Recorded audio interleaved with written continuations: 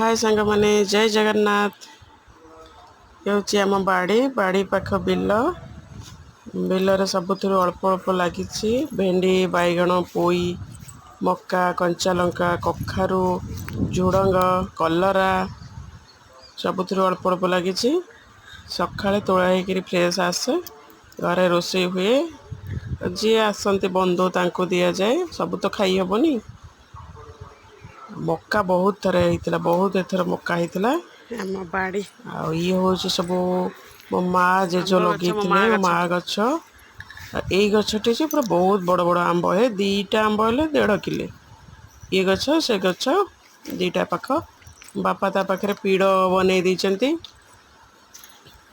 बापा तो आगुरी भुवनेश्वर थे गाँव को आसिले देखिले गाई खटाऊँ कि बाड़ी की आसुँच ये छिड़ा होती पवन खाऊँ बसवा लोक हैरान होती पीड़ बनईदे जी आसो तो ये बस किंतु बस कौन लोक भी ये शोई पड़ुं दिन में बढ़िया पवन मत तो आम बाड़ी बहुत पसंद बहुत बढ़िया लगे मत बाहर अपेक्षा बाड़ी पसंद लगे 2025 मुझे 2 थर जा दिल्ली गाँव रू आसी सारे 8 दिन छुट्टी है माने मु चलि गाँव को मत आम बाड़ी बहुत भल लगे जिते भी जाए मुझे सका सन्धार 2 टाइम जाए बाड़ी की ही जीवी किचन गार्डन मत बहुत भल लगे आपण मन केमती लगुच आम बाड़ी आगु तो परिष्कार थिला एबे तो सबुआड़े बिल बाड़ी रे तंडी हो गला